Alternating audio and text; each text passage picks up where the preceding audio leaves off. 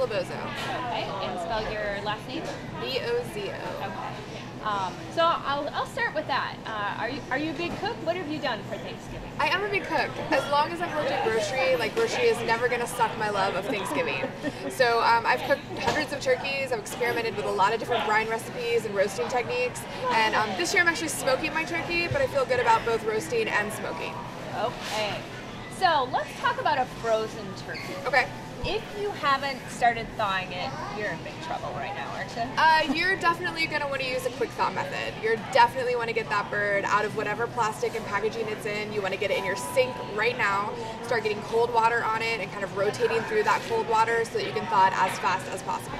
Because normally it takes a couple days. It would. If you just put it straight in your refrigerator, it would take a couple days to get rid of all of that ice. Oh, wow. Okay. All right. So let me see. Prepping the turkey for roasting. Sure. So what are some options? What should you do to make it good? Okay, don't stuff your turkey. You do not want to add density to that bird. You've already got this giant carcass with a bunch of dense meat on it, and really what you want to do is you want to get it in and out of the oven as fast as possible. The longer it's in the oven, the more it's going to dry out. So the way to do that is to keep the density as low as possible. So don't put anything in that cavity other than maybe a couple of aromatics, because you want the air to move around as much as possible. So by decreasing the density, you'll be decreasing the time in the oven, and therefore it will get out of the oven faster. Second huge tip is it's worth the investment to get an internal probe thermometer. An internal probe thermometer will tell you the temperature of your turkey, so you don't have to open your oven repeatedly to try to check. Every time you open your oven, you're adding cooking time. And again, you want to keep the cooking time as low as possible. And I think I read somewhere it said, don't be a peeping Tom. You don't want to open your oven door. No, I understand that grandma used to baste, totally, but let's think about it, right? Skin is waterproof, skin's probably also butter-based proof, so let's just leave that be, let it roast. If the internal probe thermometer has the probe that will come out of your oven, tell you what the temperature is. If you have to check only once toward the end when you think that your white meat is probably already like ready to go. But yes, close your oven. Every time you open it, you're losing that wonderful warm air that's rotating around that bird, both making your skin crisp and cooking your turkey. What are some tips for making the skin crisp? Anything you can do? Yeah, I think the first thing you should do is really start your oven really hot. Get the skin where you want it first and foremost. So start your oven even as high as 450, 500 degrees. 20, 25 minutes, use your oven light, right? Get that turkey right where you want it, get that skin crisp, and then decrease the heat of your oven to start cooking the inside. Crisping the skin in the beginning is a good call because in the end, if your white meat is already cooked and ready to go, you don't want to add that extra time, you don't want to bop up the temperature to crisp it at the end. Interesting. Everything I saw said crisp it at the, you turn it up at the end. Well, but you lose your control there, right? So it's like if it's already cooked, you don't want it to temp much above 165 degrees because again, then you're losing moisture, and you want that bird to be as moist as possible. So crisp it up in the beginning. That also sort of melts that fat around the skin, puts that into the meat, makes it a little bit more tender.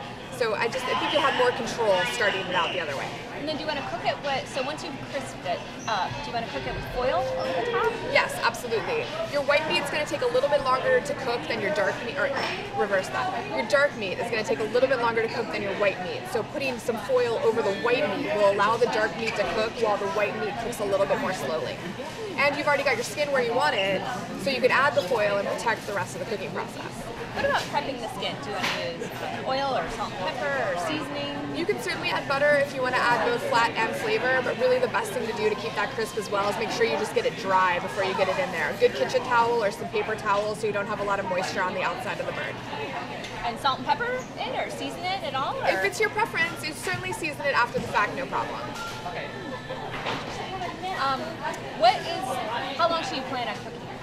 You know, they say about 20 minutes per pound. I would say, you know, like the average size bird, about 18 pounds, is going to take, you know, 3.5 hours in a good oven. Again, keeping it closed. An average size 20, like 20? Yeah, 18 to 20 I think is about average. Okay. And what kind of internal temperature are we going for? You want 165 all the way around. So you can pull it at about 163. It will still temp that couple of extra degrees on your counter because you definitely want to let your turkey rest at least 20 minutes. How come? Well, A, it will let the fat settle and you won't lose as much liquid if you were to cut into it right after you pull it out of the oven, but also too, like, so that you can reasonably handle it, right? Anything else? Anything you've learned over the years? Like, oh, people don't know this, but they should really do it. I am, you asked me about seasoning, and I am a big proponent of getting some herbs, some salt and pepper, and some butter, and rubbing that all underneath the skin before you pop it in. Therefore, it's not burning or causing your skin to get too dark, but you're also adding all of that flavor up underneath there, and then when you cut it, you'll see that layer of flavor. Are you cooking this year? I am. How are you feeling about it? I feel so good. My turkey's in the brine, my stuffing will get prepped tonight, and I made stock on Sunday, so we're good to go. And you're working today. And I'm working today, totally. I really do. I love this holiday. Any holiday that's just about food, like, so in. Here at New Season, maybe just this store alone, how many turkeys do you guys do? This store, okay, so company-wide, we're looking at about probably 28,000. This store alone probably easily got 3,000 to 5,000 birds. Cooked or not cooked? Raw, totally raw. Yeah. People order.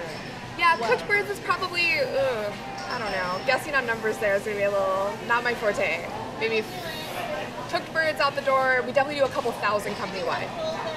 And are they fresh birds here than what you guys are doing? We have a whole bunch of varieties. We have a lot of fresh birds for sure, but we do have a couple of specialty varieties that were previously frozen, like those Shampooey turkeys from just south of Portland.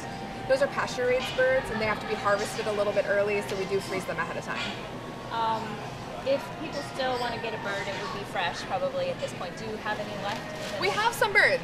We have some birds for sure. Go into your store and make a deal. We also have, we're open till 10 o'clock tonight, but today at 7 o'clock, all of the birds that have been reserved but have not been picked up become fair game.